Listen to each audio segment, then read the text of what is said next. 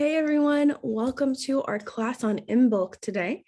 So for those of you who didn't get a chance to watch the video, Imbolc is the second Sabbat of the year. This is the rising of the sun. This is when we are celebrating the end of winter. I'm going to be showing you a couple of videos about the goddess Brigid, which is a goddess from the Celtic mythology that we celebrate during Imbolc. And then we have a meditation that we'll be taking part of and talking about different ways to celebrate Imbolc. So let's share our screen. Let's get started.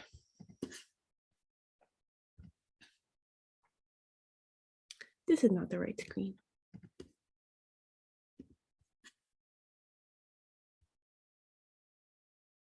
Here we go, Wheel of the Year. Let's try this again. Okay, so let's talk a little bit about Imbolc. It is an ancient Celtic festival. It is the most Celtic Sabbat in the Wheel of the Year that we celebrate. Traditionally, it is called Imbolc, and over time, as many traditions do, they became Christianized in around the 4th to 7th century, known as Saint Brigid's Day. Now, Imbolc is one of the 4 major Celtic festivals, including Beltane, Luxana, also known as Lammas, and then Samhain. Remember that the ancient Celts operated on a different yearly cycle than we do today with the Gregorian calendar. So the most important parts of this day include fire and Brigid crosses. Before we talk about how to make a Brigid's cross and what it is, let's learn about the goddess Brigid.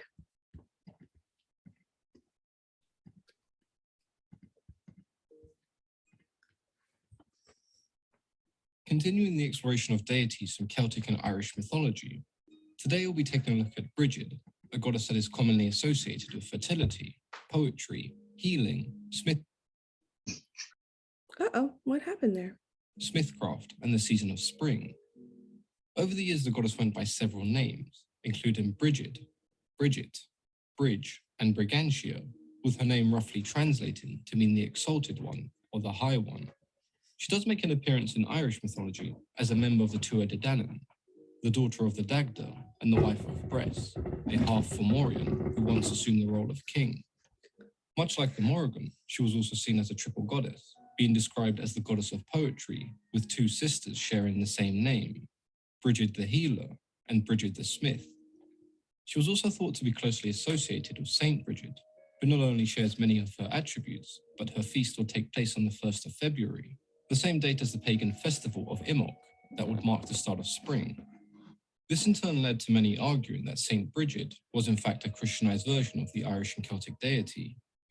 Now, it became quite common for Irish and Celtic deities to be demonized and to be somewhat erased from existence when Ireland and large portions of Europe became Christianized. But this transition from goddess to saint allowed Brigid to survive at a time when any spiritual belief or the worship of any other gods outside of Christianity was no longer being tolerated by European countries. The exact influences of Brigid are fairly unknown, but there has been the suggestion that she may have been inspired by an Indo-European goddess of dawn. This theory is somewhat further supported by the goddess's ancient Gaelic name, Brio Sigid, meaning fiery power, indicating to us that she may have also been a goddess of the sun. She was often depicted with rays of light and fire emitting from her hair and her head, showing us that she was the embodiment of the element of fire. Brigid, being a triple goddess, may have contributed to the amount of things that she was considered to be patron of. Through her ties with fire and the sun, she was considered to be the goddess of smithcraft, the healing arts, fertility, poetry, music, prophecy, and agriculture. With her name also translating to mean the High One, she was perceived to be the patron of relatively high dimensions, high rising flame, highlands, and concepts and activities that elevated one's self psychologically and physically, such as wisdom, high intelligence, and druidic knowledge. Her association with the hearth and the home makes her somewhat comparable to the goddess Hestia in Greek mythology, and this association continued when she became Saint Brigid, as she was often seen as a motherly figure. The worship of Brigid was fairly widespread amongst the Celtic people of Ireland and stretched to the highlands of Scotland and Western Europe. The goddess performed a vital role, unifying warring clans and providing them with a common bond. Many saw Brigid as the fire within their own heart, and the fires of inspiration, playing quite an important part in their everyday life. Completely erasing the goddess from existence was seen to be a poor decision by the Catholic Church, and so they created a version of Brigid that they could integrate into the Catholic religion, and thus the story of Saint Brigid of Caldere was started, a young woman born into a pagan family around 450 AD. Through the help of Saint Patrick, she was converted to Christianity, and she was best known for her generosity, compassion, and charitable nature, giving everything she owned away to the poor. Exploring the story of Brigid is something that I rather enjoyed. She doesn't have an epic history full of battle and adventure, but she's still a very interesting figure. It's fairly surprising to see the amount of areas that she was considered the patron of, areas such as craftsmanship and blacksmithing that commonly would not be associated with a female figure. The worship of most Celtic and Irish deities became branded as pagan practice, but the role that Brigid performed was considered so vital that the Catholic Church had no other choice but to integrate her into their religion as a saint. I'd love to hear what you guys think of Brigid. Were you familiar with the transition made from goddess to saint? Do those of you following Wicca have a different outlook on the goddess? Or were some of you just not aware that she existed? Let me know in the comments below. As always, I've been your host, Mythology and Fiction Explained. So we learned quite a lot about this particular goddess, most importantly that she's associated with fire. So when we looked at the very first picture in that video, we noticed that she's wearing a 3-crossed arm. That is called a Brigid's cross or a Saint Brigid's cross. We're going to watch a little video on how those are made, because I don't think a lot of us have the supplies to make them. We're going to be doing something a little bit different, but I found this incredibly interesting to watch. I'm going to show you how to make a Brigid's cross. A Brigid's cross is a cross made of green field rushes. These crosses have been made in Ireland for hundreds of years. St. Brigid's Day is the 1st of February every year, and the crosses are traditionally made on the eve of Brigid's Day, or on January 31st. The rushes are pulled or cut. They can be cleaned and sorted in the field. And then we're ready to sit down and make our crosses. So we pick a good thick rod to start with, and we hold it in our left hand. With your right hand, you have to pinch and fold your first weaving rod. The left hand holds it, and then we turn it through 90 degrees clockwise. Second weaving rush is pinched in the right hand and is placed on top, just above the center. Our left hand holds it and turns it through 90 degrees. Seems fairly simple. Our right hand reaches for another rush, which is pinched and folded and placed on top into the center. Our left hand holds it and turns it through 90 degrees. So as you can see, the right hand is pinching a new rod each time, and the left hand holds what has just been inserted and turns it through 90 degrees. We continue this process all the way through until you think the Brigid's cross is thick enough.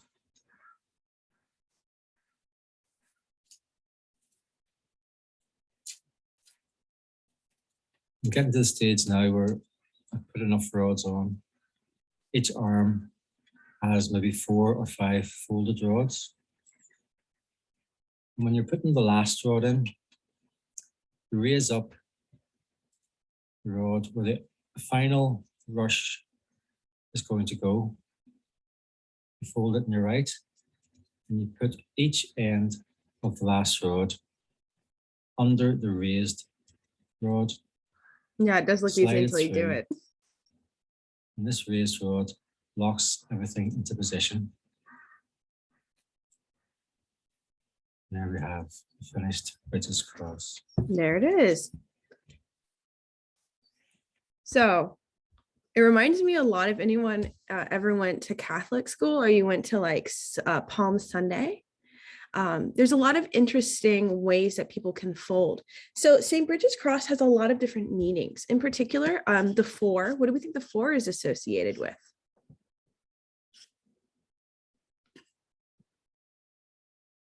Yeah, the four elements for sure.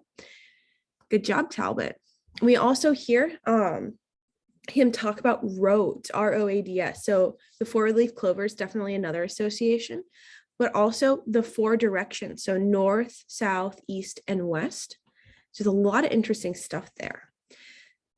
We're going to talk a little bit more about some of the other traditions. So we talked about this in the pre-recorded lesson, but there's a straw doll that is often made on Imbolc or on St. Brigid's Day, known as a biddy, or I'm not going to try to pronounce the full name of the straw, but this was actually created kind of like a poppet as a representation of Brigid, and that they would lay a bed for the doll. And most interestingly, in some traditions, that she would be laid with is a certain kind of wood, not willow, a different kind of wood, a birch wood, a white birch wood that would be her wand to help refertilize the earth. And I thought that was really interesting. But what Imbolc, as we know it today, is probably most well known for is weather predictions. Learning to see if there was more time for winter or if spring was on its way. Now, for those of us who live in North America, that probably sounds like a holiday we still celebrate today called Groundhog's Day. So people would look for serpents, they would look for badgers or any kind of animal that lives in a den that would come out. And that would be a sign if there was going to be a early spring or a long spring, depending if the sun was out or not. If the sun was out, kind of like Puxatani film, he sees a shadow, there's more winter. If he doesn't see a shadow, it means spring is on its way. Really cool stuff here. So let's talk about how we can celebrate Imbolc in a more esoteric, magical way. So I'm going to teach you how to make a Imbolc dish. Now, anyone can do this. This is not required. Like, yes, we will be using the element of fire, but you do not have to call in the goddess Brigid unless you want to. So you're going to need elements, obviously. We have salt, which we all know salt is a mineral, not an herb. It is a clearing herb. You're going to need a white candle. I'm using a used one just for this purpose, but you'll want a normal unlit white candle. You're going to want, you can either get crushed cinnamon, but I have cinnamon sticks. Yum. No, cinnamon represents fire. Then we're going to include lavender. Now, lavender, I don't believe represents fire. I'm going to double check that. This is when I was, let's check, lavender.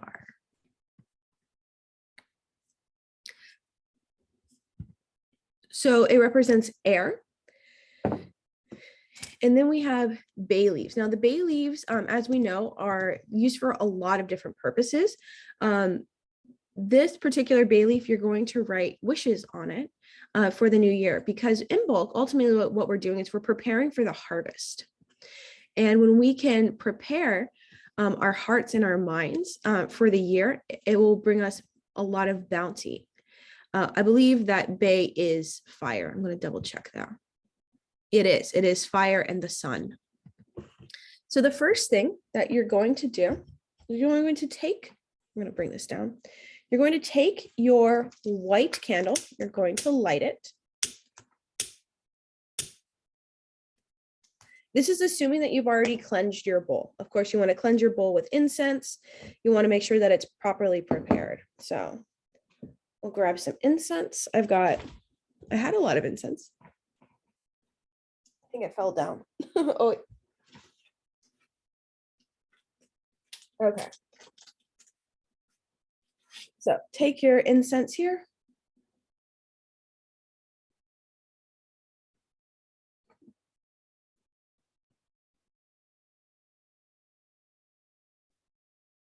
We're going to fill up the bowl with smoke and clean it, making our pentagram for cleansing.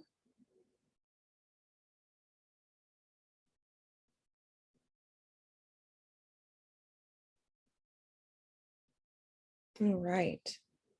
Now that we have successfully cleansed our bowl, we are going to take our fire that we just made. So, put our incense here. You're going to take just a little bit of wax. You're going to pour it in the center of the bowl. You want to get enough wax there that will stick to the candle. You'll need quite a lot.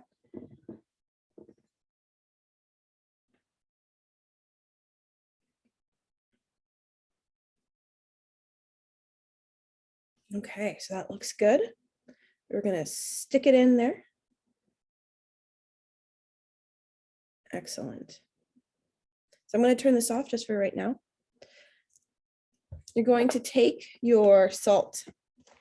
You're going to put the salt around the candle. This represents cleansing. This also represents earth. We've heard the term salt of the earth.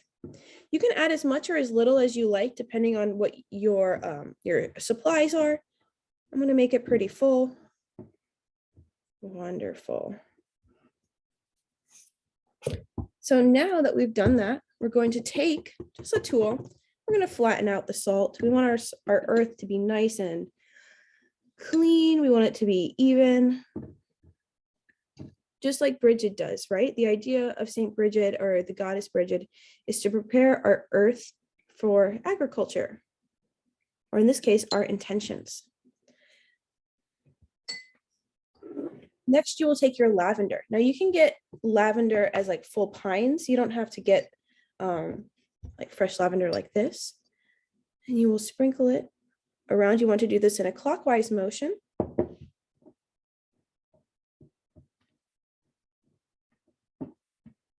Again, add as much or as little as you like. This is your bowl to celebrate your renewal for the new year. There is no right or wrong way. Follow what your heart says and how you want it to look. Okay, so next we're going to take the cinnamon.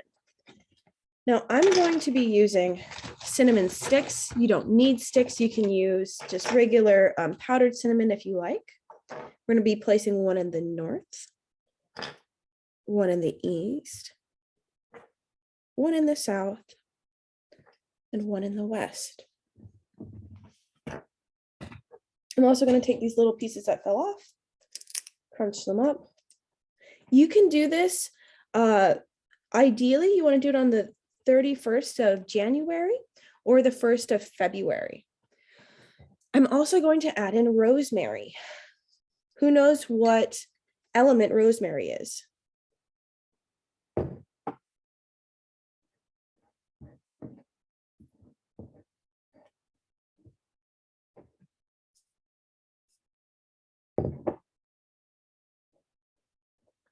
It's the element of fire. Good guesses, though. So remember, Brigid is the goddess of fire, so we're including a lot of fire and a little bit of air to help that fire grow.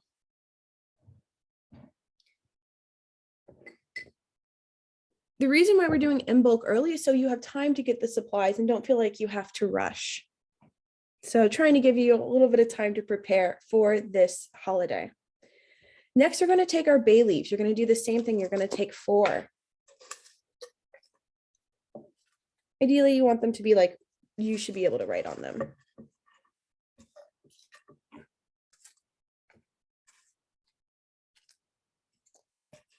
So I'm going to use these for right now. I'll do an example. I'm not going to write my actual intentions on here because I would need to meditate and like think about it pretty consistently. So here we have 4 different bay leaves. Now, remember that a lot of our occultorum students have learned this, but each direction is associated with a different element. East is air, south is fire, west is water, and north is earth.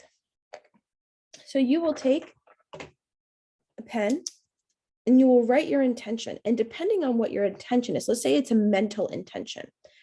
I want, or it'd be like, you want to make your intention in positive present tense. I am filled with self-acceptance. So I am filled with self-acceptance. We're going to put that in our eastern quadrant right here. So it will look like that. I did post something like this, very similar. This has a lot more detail compared to what I did. The one that you saw on TikTok was a very basic version of this. This has a lot more correspondences.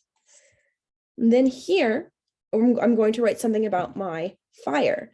Fire is my creativity. So let's say I am exploding with creative energy for my book.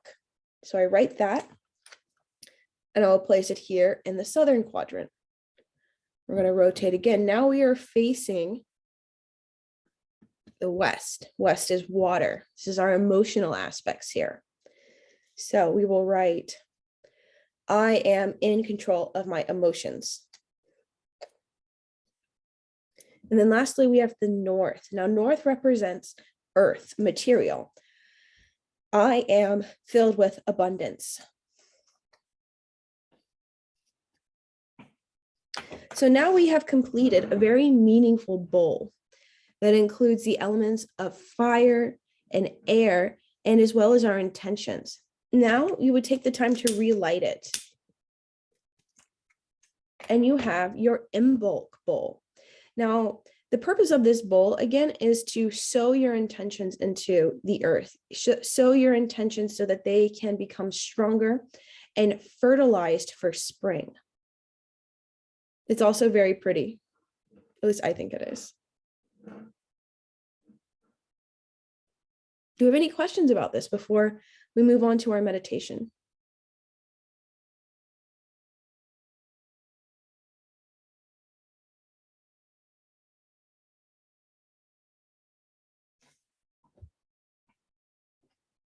Of course, if you're watching this video at a later date, you're more than welcome to message me with any information or questions about this ritual.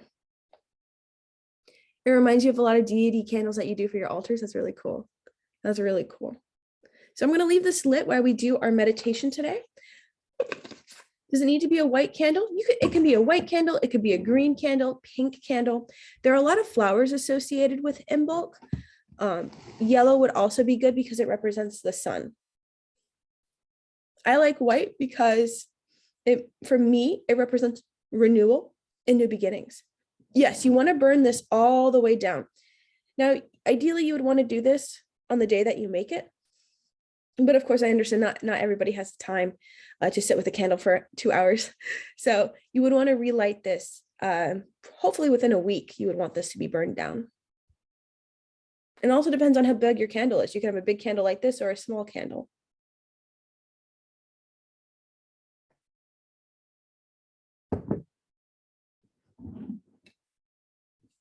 Any other questions?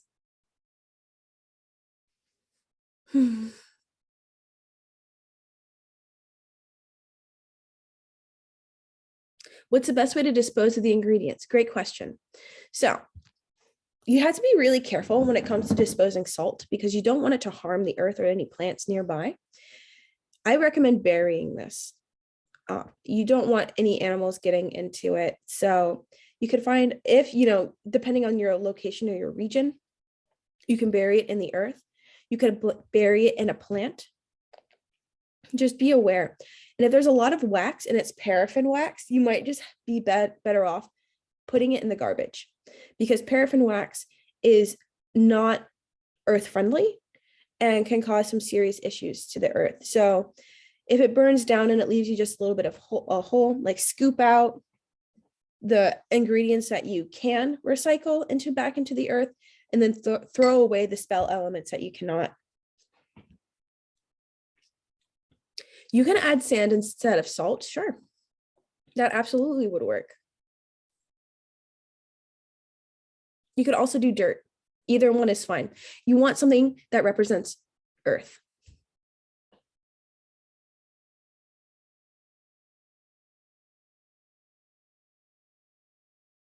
Yeah, I was going to do this for the ritual next month, but I decided we're going to do a Mercury retrograde ritual instead. And so I'll just share Imbolc with everybody. That made me realize I could be using sand instead of salt for your Aphrodite altar. That's funny. So we are now going to begin our meditation. So I want you to take a big, deep sigh. I will not be leading this meditation because my voice is still a little bit on the fritz. So we're going to be using a Wheel of the Year meditation from Insight Timer. I really love Insight Timer. If you don't have it, you can get it for free. This is by a woman named Sarah Robinson. It's got pretty high ratings. This is going to be a visualization guided imagery. So get comfortable right now. I'm going to light my incense back up and put it in the altar. I want you to take a big deep breath as we prepare for this journey. Okay. And here we go. Please close your eyes.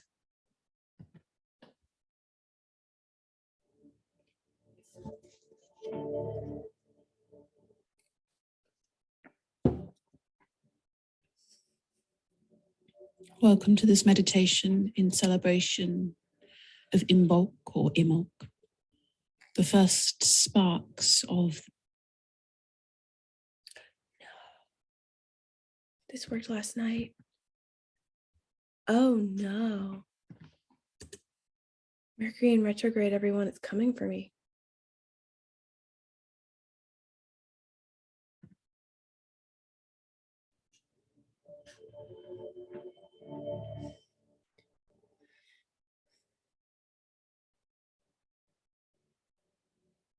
Welcome to this meditation in celebration of Imbolc or Imbolc, the first sparks of the new year after winter. So take your time to be warm and comfortable. Take your time to relax the body and calm the breath. When you are ready, close your eyes and we'll begin our journey.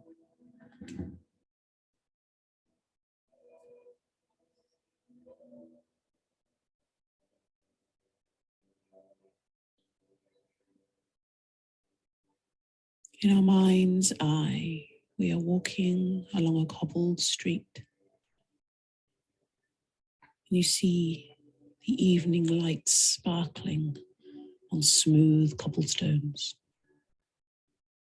They feel soft and worn smooth underneath your feet.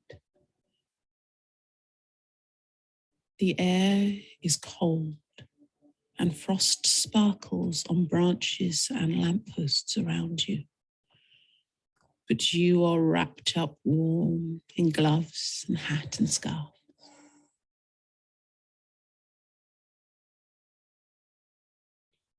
Along your path on this cobbled street, you come across a door. Picture it closely, the color, texture, shape. And as you are drawn to look more closely at this door, you see a large, shiny brass handle glinting in the evening light. You reach out to turn this handle, and the door opens easily, and you step over the threshold.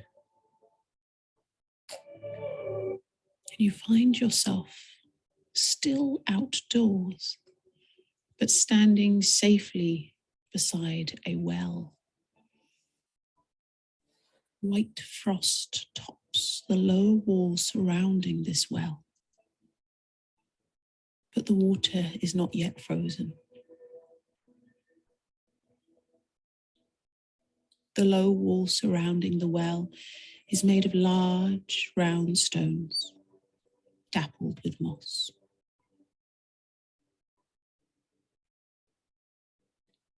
And peering over, you look over the well and into the depths. into the waters below. And it is here that you notice for the first time that you are carrying something in your hand. Something in your hand is an offering to the well. Take your time to picture carefully what this offering is. Perhaps it is a flower, a type of food, a crystal, or a candle. It can be anything you like.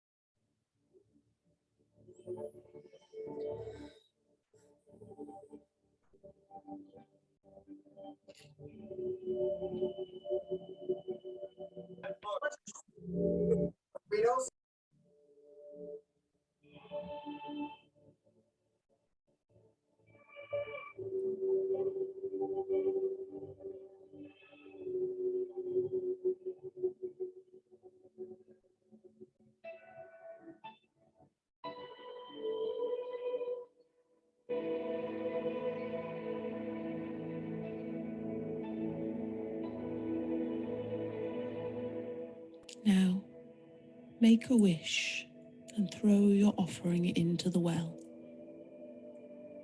After a few seconds, you hear a distant splash as your offering hits the water. Perhaps your wish will be granted.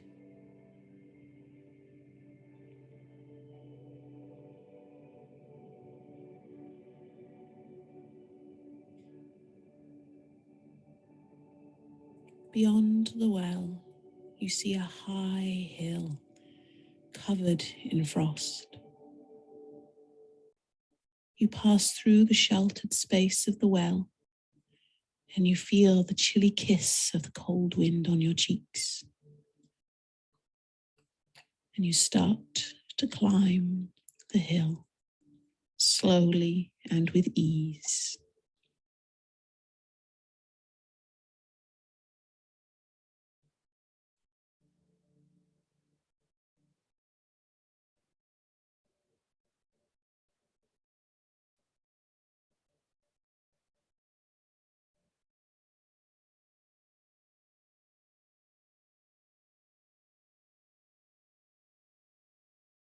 On top of the hill before you, you see a small building with a stone doorway. Picture this building in your mind's eye. The walls, the roof, the doorway.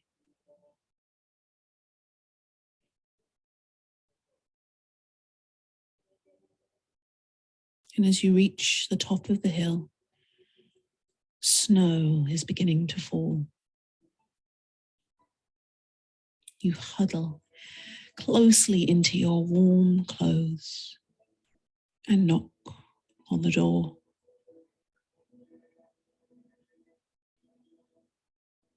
The door opens, and inside you see a darkened room with a bright hearth. And in the firelight, you see a woman who beckons you inside. She smiles at you, and you sense a great kindness from her. And in her hands, she is holding your offering. She waits while you look at her closely, admiring her hair and her clothes, and taking your time to look around the room. What do you see around you?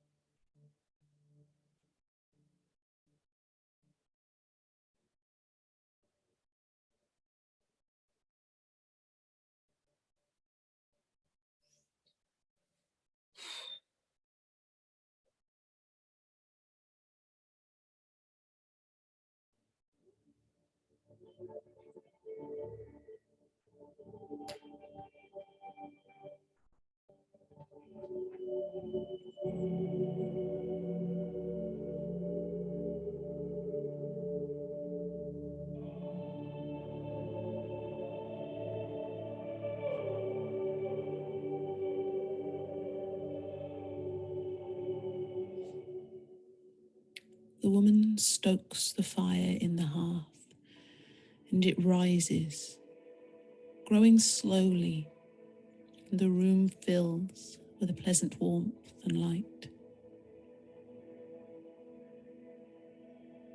As she continues, the hearth fire grows taller and brighter until it is the height of a person and growing warmly.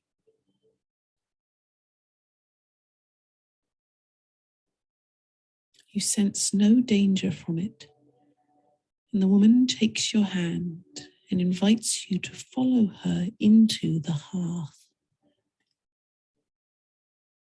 You step forward into the flames, but you are not harmed. A magical fire surrounds you, and you see only a warm amber light, the color of the sun at sunset. And the gentle heat of this magical fire melts away your troubles. You feel it warm on your skin, and you begin to glow this same beautiful amber color.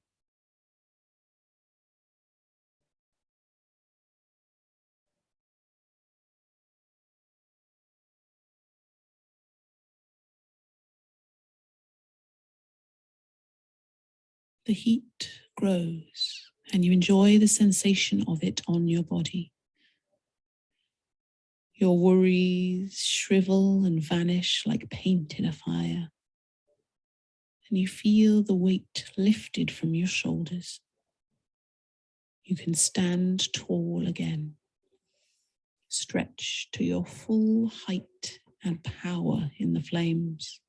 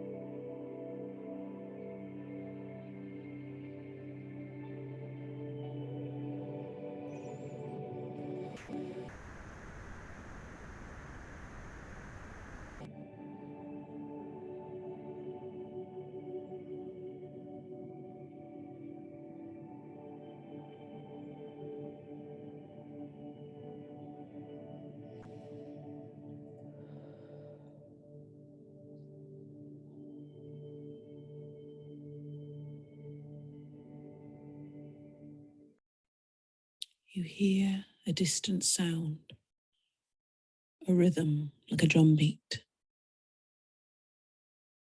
And with each beat, you see amber sparks like fireworks. Listen to the rhythm. It makes you feel stronger.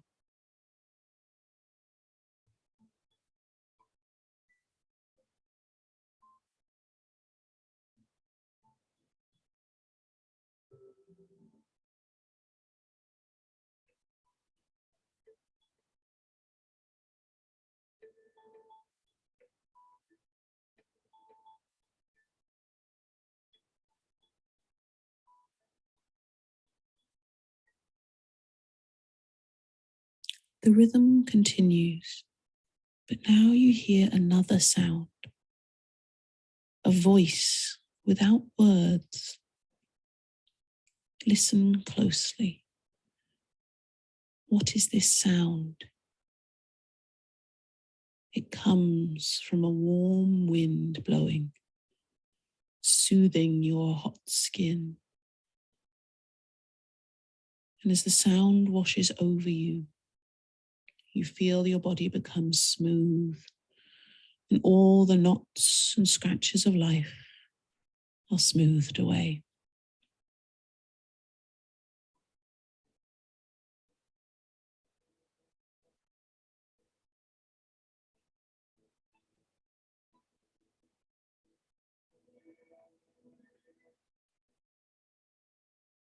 It's getting hotter.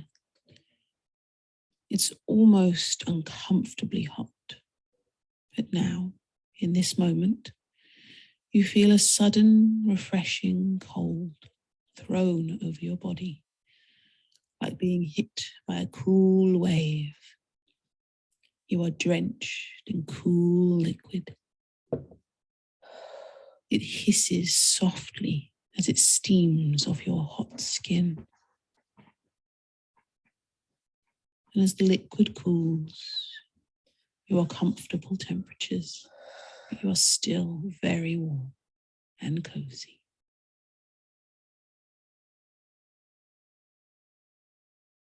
The liquid pooled at your feet begins to thicken, darken.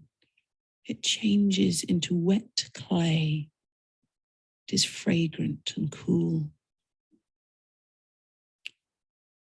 You take up handfuls of this clay and you smear it onto your hot skin, and it soothes you like a balm.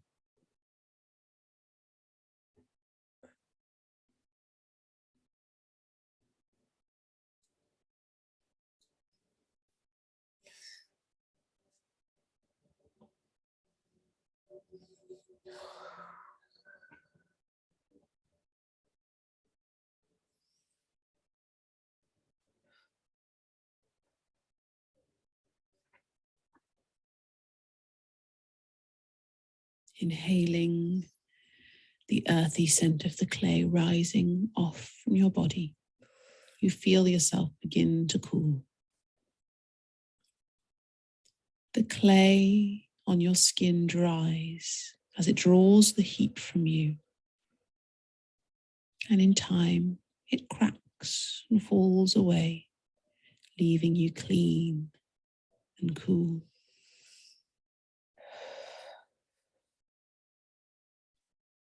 And as the clay peels off your hands, you notice there is a design now patterned upon your skin, like a delicate tattoo. Look at it closely.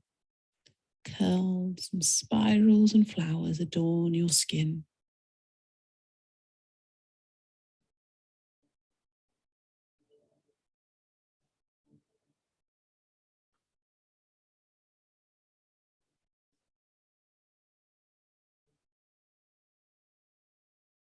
The amber light and the flames subside. And as your eyes adjust to the changing light, you recognize that you are now returned to the room with the hearth. And the woman is smiling, and she is offering you something. It is a sword. She holds it out carefully to you. What type of sword is it? See the color, the shape and size. And as you take in the beauty of this sword, you notice that the blade is patterned with the same design that is on your hands.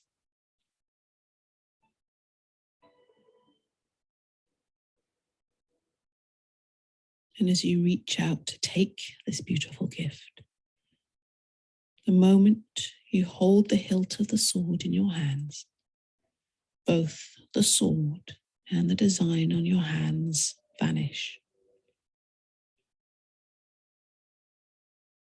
And the woman says, "You are the sword, and I have made you strong. Know that the blows of this life may seem harsh, but they forge you into something stronger and more beautiful. My work will not fail you. Let not thy spirit fail.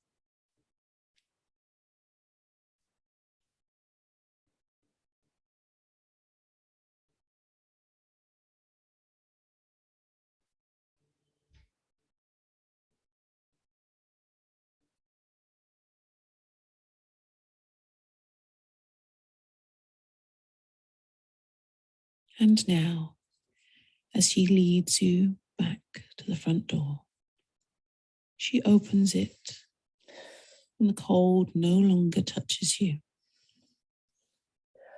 You wave happy goodbyes and walk back down the hill to the well. Beyond the well, you see the doorway you entered through and step through it.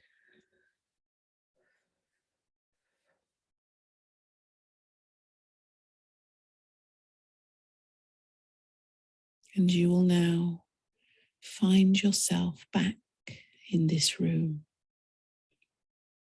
You are aware once more of your body and the floor beneath you. You have returned from your journey and your time with the Goddess Brigid.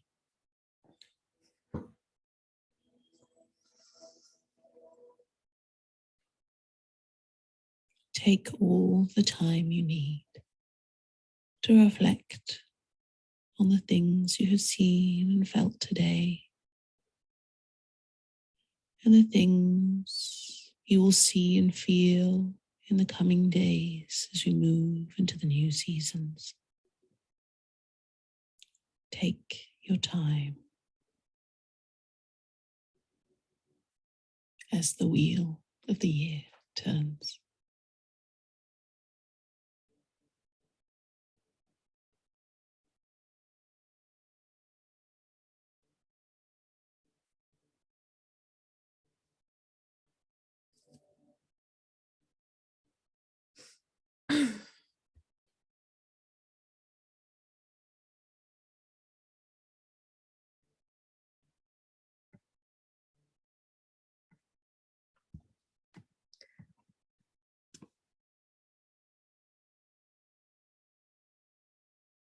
No, how was your meditation? Did you enjoy your meditation, everyone? If anyone would like to share, please just raise your hand and we can open up for communication.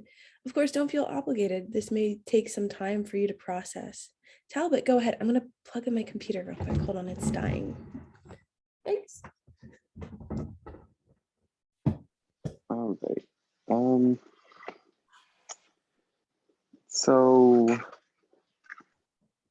the offer that I gave her, or the offering, was there's a shop I go to a lot in Denver called Ritual Craft, and they do these gorgeous obsidian scrying bowls.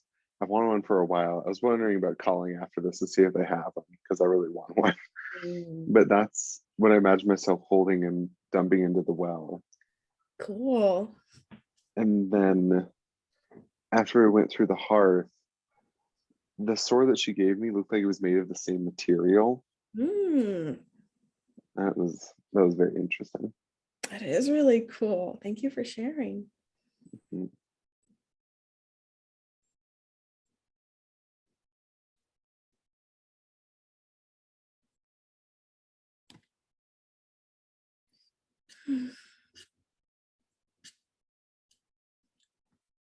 My experience, I saw a little red door, tiny little red door, and it had a little window through it with some bars. My offering was a straw doll, a Brigid doll, and I felt a lot of pain in my solar plexus and in my third eye. So I was working through on trying to clean those out during the meditation. I really enjoy these kinds of meditations. Would you like to do this again?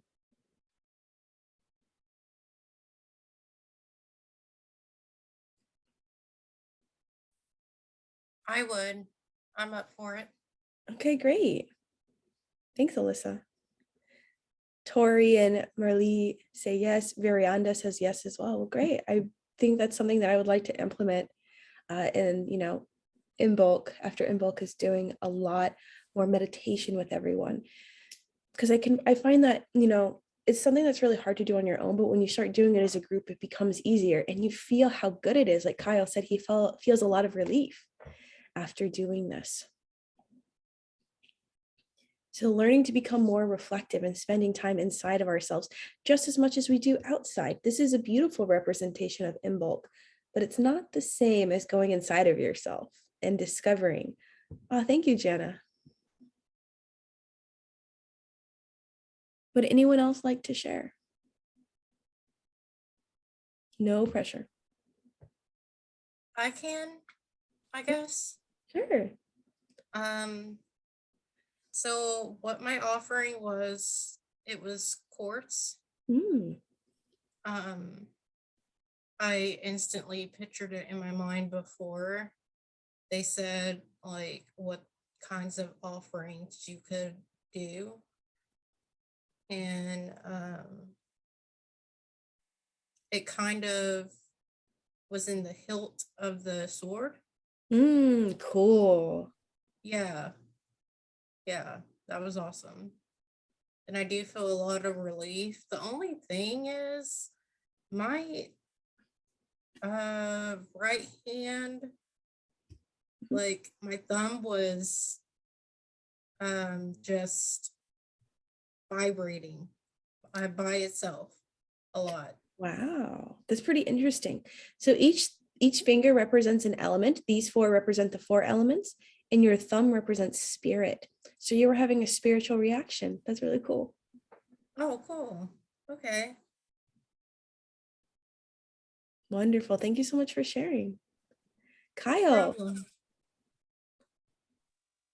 So the offering that I gave, I don't know if people here watched Once Upon a Time, but it's like my heart, but it was like this glowing red. And when I threw it in the well, there was like this flash of white light that came from it. And it was like at that point where I was like I'm just feeling like a lot of relief in this situation. So it was really nice to experience that. Good. I'm so glad that you feel that relief. And what an interesting offering to give, a part of yourself.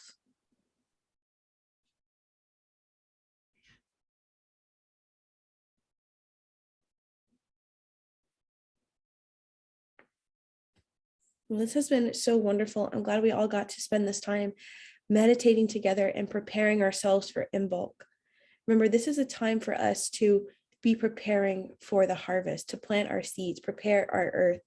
So whether you do something esoteric, like our meditation, or exoteric, like our bowl, either way, Imbolc is a celebration within us. We see our reflection in nature around us. As the earth keeps turning, so does our life. So take this time to reflect.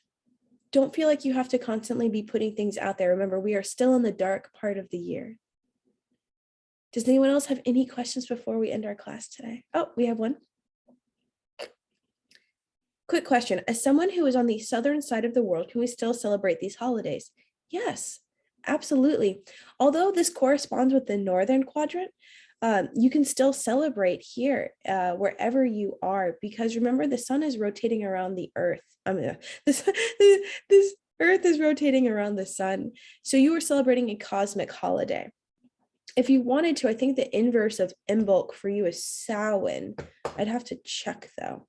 But it's totally possible to celebrate the northern hemisphere holidays in the southern hemisphere.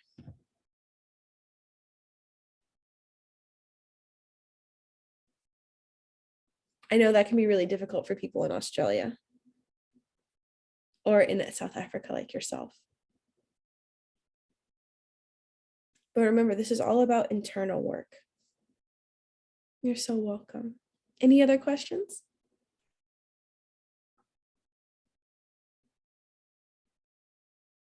All right. Well, thank you everyone for joining us. Alyssa, Francie, Jana, Kyle, Marlene, Talbot, Tori, Varianda. I appreciate all of you spending your Saturday with me. And I hope you have a very happy Imbolc wherever you are.